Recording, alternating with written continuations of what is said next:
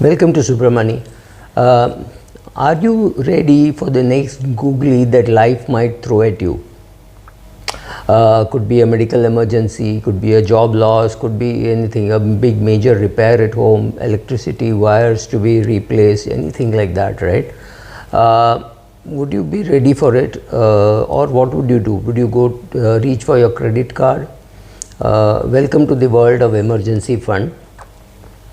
Emergency fund is a fund which you really use only for emergency, and this emergency can't be a vacation, it can't be anything other than a medical emergency, or let's say your car breaks down and you need a 20k repair for it, the car AC conks off in the month of April, so you need to replace it, anything like that, right? Any major repairs to the human body, to the house or to your vehicle, right? This is how I largely define why an emergency fund should be used.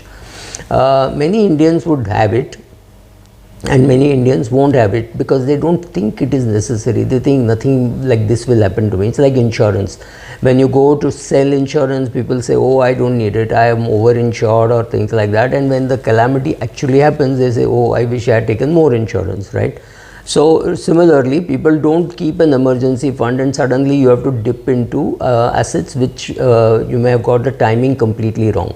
If you needed money, you can always sell your assets, there is no problem, but those assets should be one which don't fluctuate too much, don't have too much of standard deviation. If you have seen your portfolio go to a particular level and then it has come down, you don't think it is a great opportunistic time to be selling. But in case of an emergency, which could be a medical insurance for you, your parent, your kid, anything like that, and you feel bad selling those assets at bad prices, that is the time when you need an emergency fund. An emergency fund is it's an amount of money that you dip into for emergencies, and I would define emergencies like a major repair for your house, for your body, or for your vehicle. Other than that, there can't be any emergency. Of course, the same thing could apply to your neighbor, to your brother, to your sister, and if you have the money, you could dip into that. So some major repairs needed for all these three assets that I spoke about for you or for your loved ones.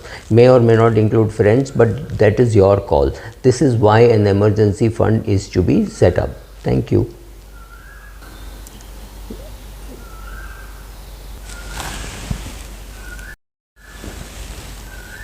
That brings us to another question. How big should your emergency fund be?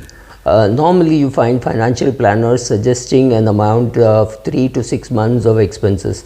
This is a good thumb rule, but it is not completely correct. Let us assume you're a young girl, 23 years of age, living in a city other than your parental city. Your parents are in city A, you living in city B, and your parents are well off, and you know that money can come to you in a second thanks to UPI or bank transfer or whatever.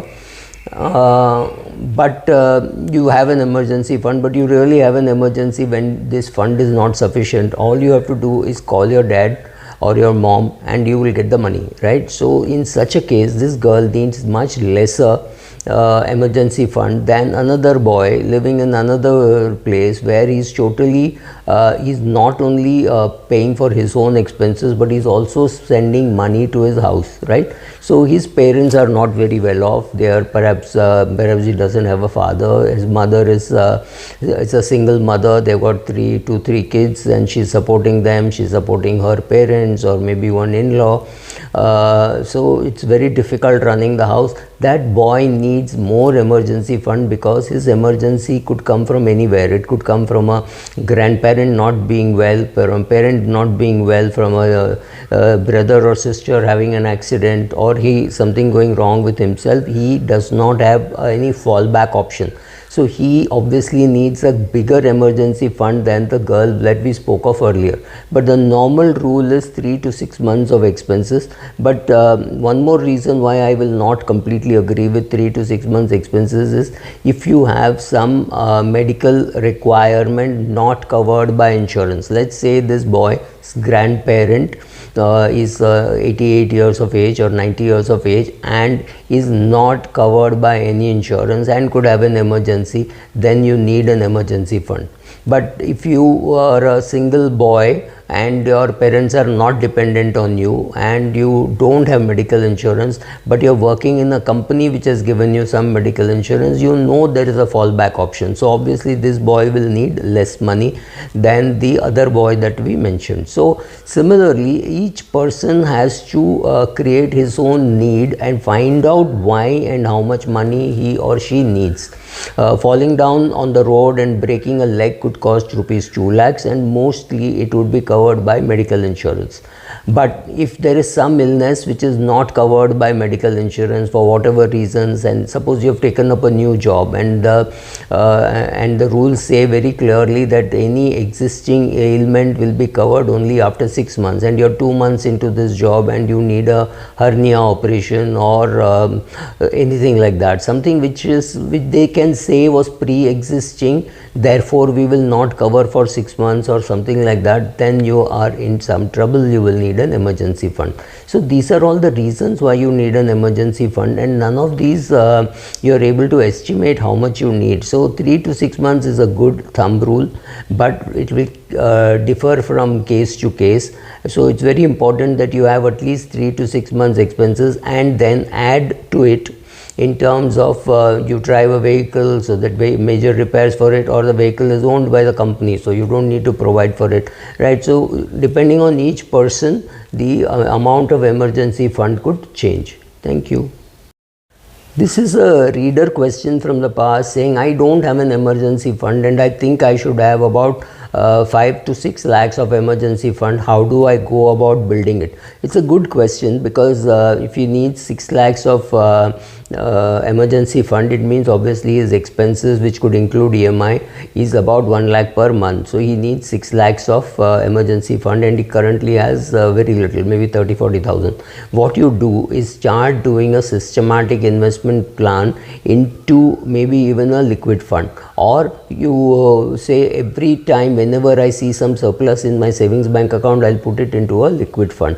Which brings us to a question, how do you build it? Simply by saying, okay, I need 6 lakhs, currently I have 48,000 or 50,000, every month I will put away 20,000, right? That's what you can, because you can't suddenly overnight say, oh, I will create 6 lakhs, because suppose there is a bonus that this person receives, that you receive, then what you do is you're tempted now to say, okay, should I create an emergency fund or should I repay my debt? Because this person has also said that he has got a car loan and a housing loan. So it's a tough call between, should I repay my housing loan or should I build my emergency fund? Should I pay my car loan or should I build my emergency fund?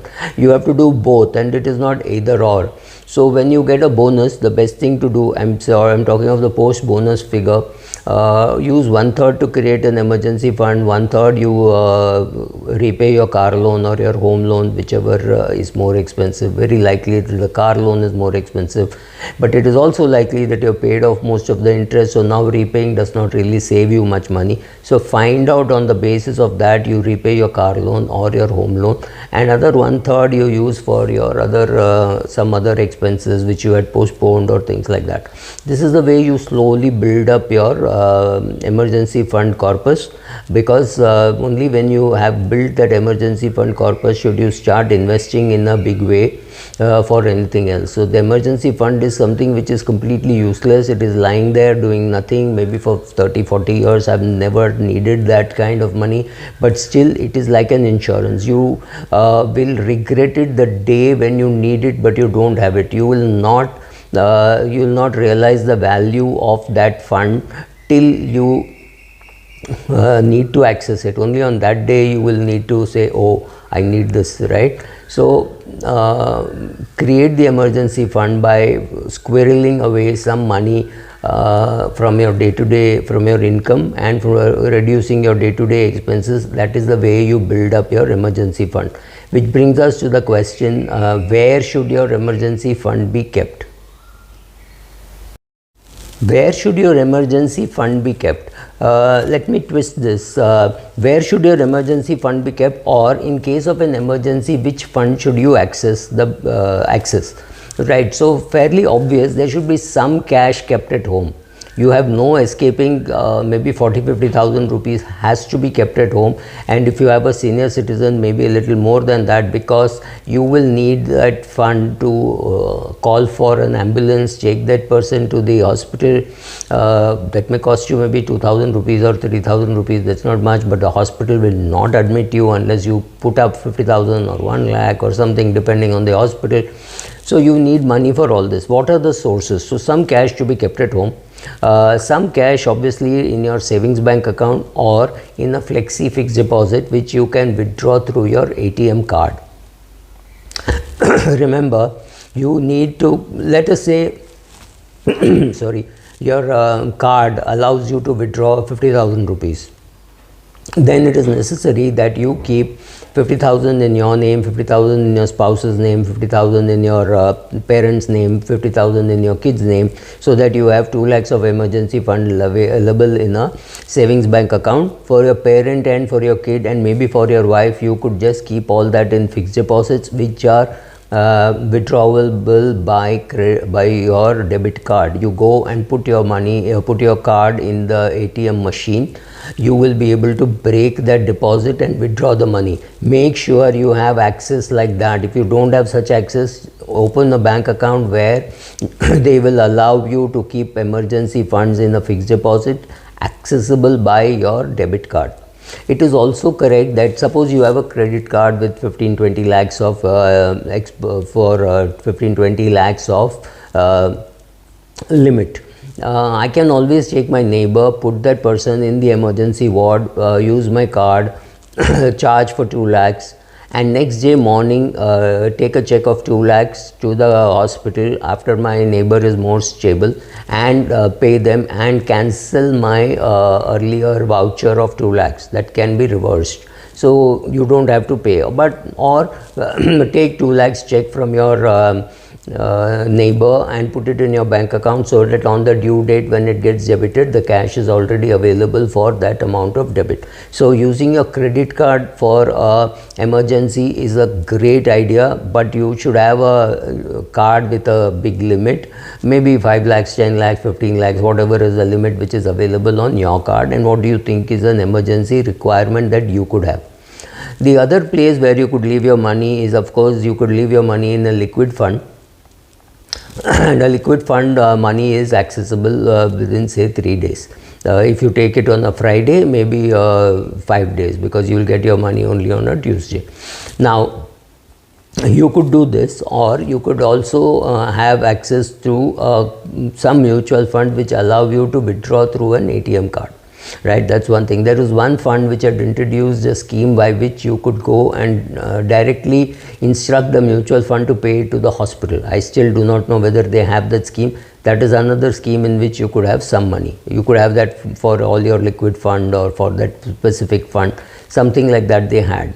So being able to access it through debit card, credit card, cash at home, savings bank account, maybe 2-3 savings bank accounts you have, make sure that you have access to all those all those debit cards with active PIN codes, right? So all those things are necessary for you to be able to access it. And once in a while run an emergency and see whether your family can cope with an emergency, because you are already down with a heart attack or something like that. Will your wife and daughter be able to manage it?